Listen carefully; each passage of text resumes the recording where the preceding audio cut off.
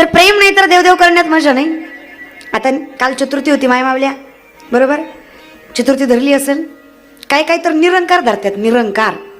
मला सांग माय, निरंकार चतुर्थी करते दर तसाला पिंट्याला म्हणते बघ र कॅलेंडर कवाय चंद्रोदय धरती कशाला तो जीवाला कार आमच्या महाराज. बरं का, मी ले काय म्हणून सांगते, कीर्तनकार म्हणून सोडा. उपासा तापासाने कधीच देव पावत नाही माय मावल्या. पोटाला लागतं तेवढं खा. मला एका प्रश्नाचं उत्तर द्या. तुम्ही आजारी पडला, तुमच्या घरातलं काम करायला दुसरी बाई येणार आहे? तुमची लेकर बाळा दुसरी शेजारीची बाई सांभाळणार आहे? तुमच्या नवऱ्याला दुसरी बाई खाऊ घालणार आहे? मग घरचं कुणाचं करायचंय? कुणाला करायचंय घरचं? मग ताकद पाहिजे की नाही? एवढा संसाराचा गाडा वाढायचा आहे, मग शरीरात ताकद नको का? हाडाची काढ झाली तुमची. माझ्याकडे बघू नका, माझी कीर्तनानं झाल्या, तू पसानं नाही लागलेलं की माझ्याकडेच बघाय महाराज. ते मी लय पळते म्हणून तशी अवस्था आहे.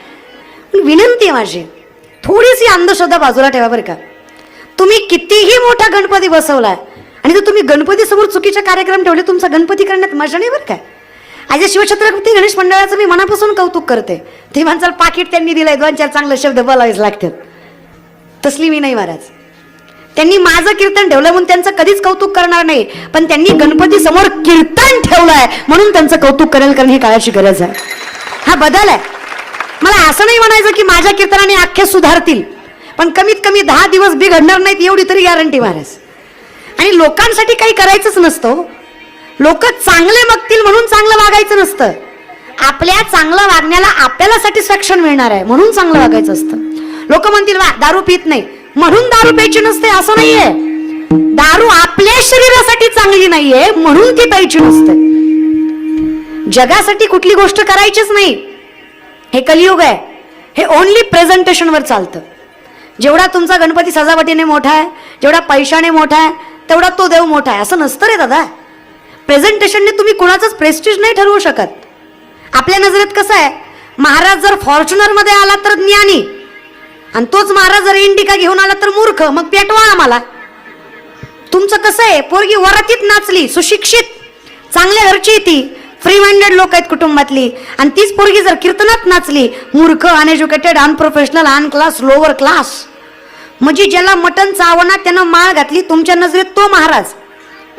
आणि आम्ही जन्मल्यापासून बोलतोय आम्ही पोतराज, आम्हाला काय येतं तर. माझं तर लय अवघड आहे आंबेजोगाईकर. मी जर शांत कीर्तन केलं ना, लोक म्हणतात हे नेवळाट आहे, नुसतंच उभं राहते. आणि जरा हसून खेळून कीर्तन केलं ना, गेलतो मी नाचतीच नाचती, मग करू काय? अरे तुमचं ऐकलं तर मला कीर्तन सोडावं लागेल. मग मी विचार केला जाऊ द्या तिकडं, आवडे दिवासी तो ऐका प्रकार. विनंती है, आसमान में जितने सितारे हो उतने भी अगर शत्रु हो, आपका बाल न बाका हो, अगर बप्पा साथ हो. जर देव सोबत आहे ना, कोणी काहीच करू शकत नाही. फक्त देव पाठीशी हा विश्वास असला पाहिजे. पण विनंती आहे, थोडंसं बदला, जरा नजर बदला. कीर्तन कराय तरी सांगते, देव कधीच दिसत नाही, कधीच नाही. मेलात तरी देव दिसणार नाही, कारण मुळात देव बघायची गोष्ट नाही, देव अनुभवायची गोष्ट आहे. देव दिसत नसतो, देव असतो. Feel it. तुम्ही अनुभवा. आणि ज्याला देव अनुभवता आला नाही तो भगवंताला कधीच प्राप्त करू शकत नाही. इमानदारीने सांगा, सुशिक्षित आहात तुम्ही, ज्याला मायबाप कळले नाही त्याला देव कळणार आहे? ज्याला प्रामाणिकपणा कळला नाही त्याला परमार्थ कळणार आहे? ज्याला नीतिमत्ता कळली नाही त्याला भक्ती कळणार आहे? जिथे बेस स्ट्रॉंग नाहीये, तुम्ही त्याचं इमारत नाही उभा करू शकत आहे. पण थोडीशी विनंती आहे, जरा जागे व्हा. आपलं कसं आहे मायबापा हो, आपला अंगाऱ्यावर विश्वास आहे पण बुकीवर नाही. त्याला कुणी काहीच करू शकत नाही. कधीच कुठले संत म्हणले नाही माझ्या पाया पड तुझं कल्याण होईल, कधीच नाही. कर्म सत्य करा तुमचं कल्याण होईल, भक्ती करा मनातून करा तुमचं कल्याण होईल. जिथं कर्म चुकतंय ना, एक माणूस एका योग्याकडे गेला. योगी, माफ करा कानाला हात लावून सांगते, पण सध्याच्या काळात योगी राहिले नाही, आता फक्त भोगी. इथं कसं आहे, इथं तेच खपतं ज्याचा TRP जास्त आहे. आम्ही माणसं अशी आहे, आम्ही साबण गुण बघून घेत नाहीत, हिरोईन बघून घेतो. आमची पोरं त्या साबणानं गोरं होईल का काळं होईल हे बघत नाहीत, पण ज्या साबणावर ब्रँडेड हिरोईन आहे ते साबण खपतोच. शेवटी लोक पृष्ठभाग बघून साबण घेतात महाराज. हे कलियुग आहे. इथं फक्त ॲडव्हर्टाइजमेंटचा जमाना आहे. सत्य असत्य.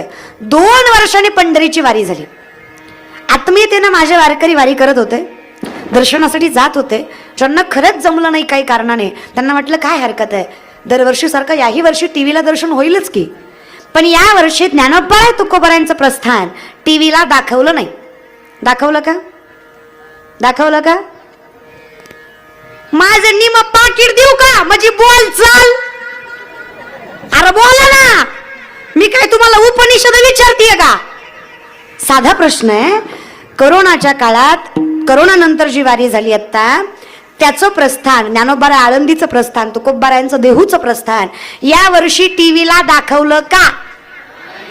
मग हे आधीच बोलले असते, माझा जीव ताणला नसताना म्या.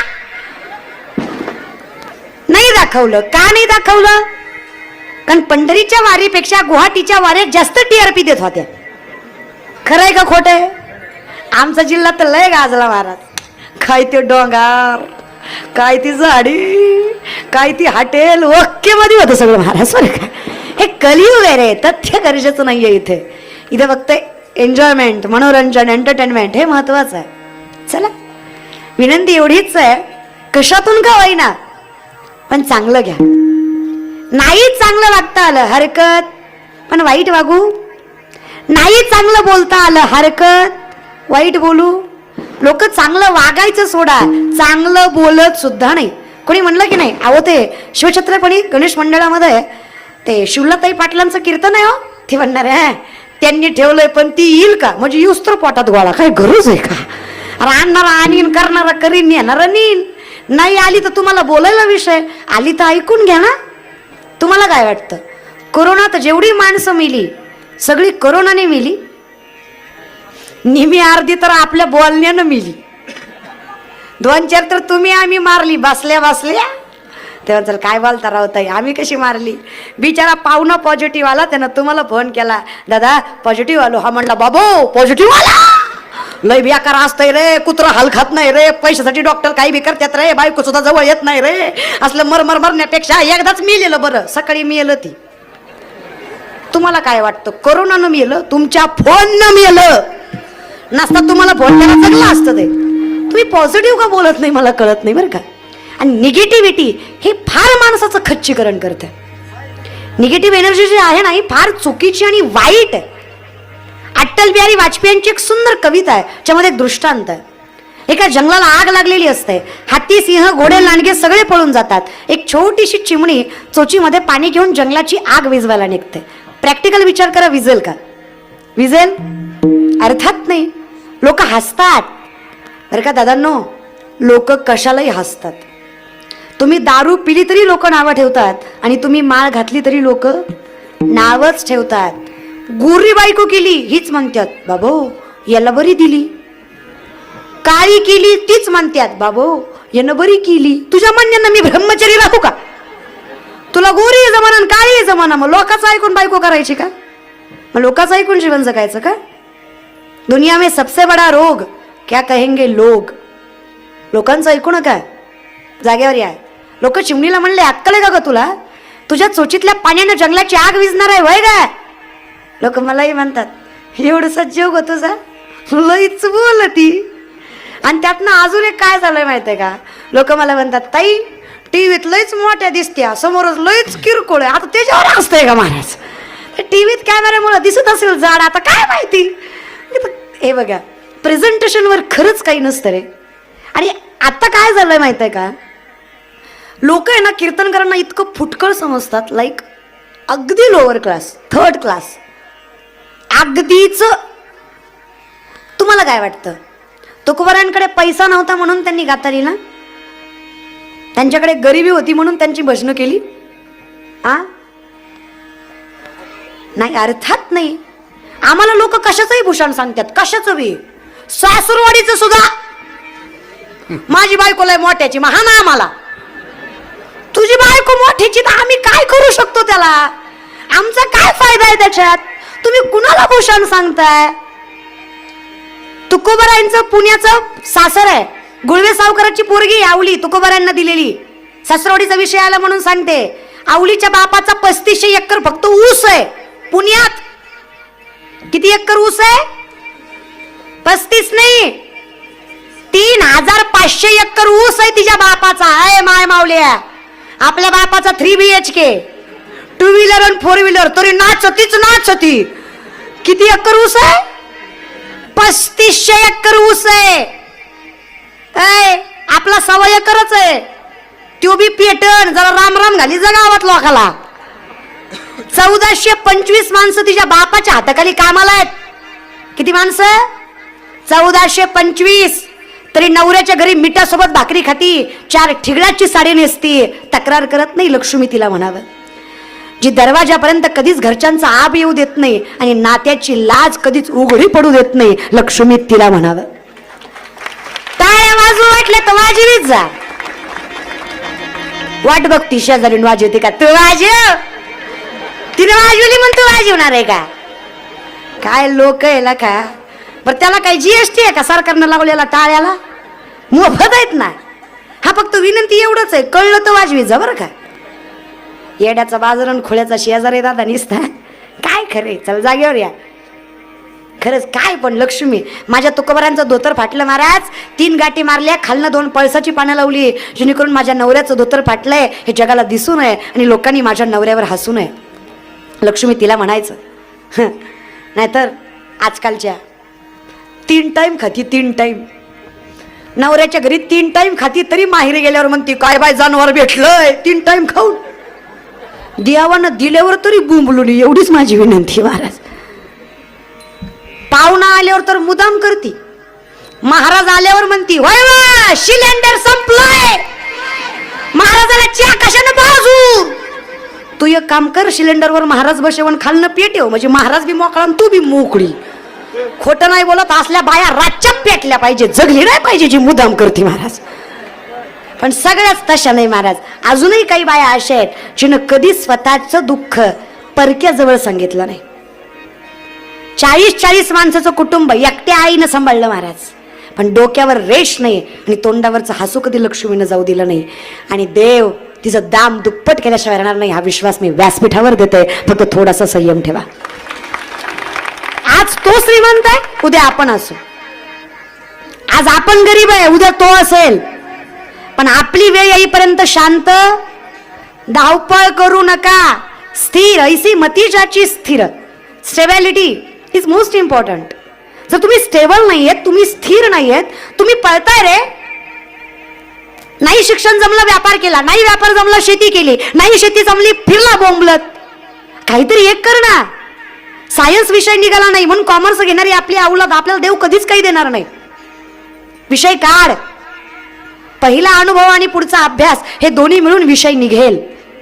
पण जर हेही सोडलं ना आणि दुसऱ्याच्या पाठी लागलत ना, हेही होणार नाही. आणि धोबी का कुत्ता घर का ना.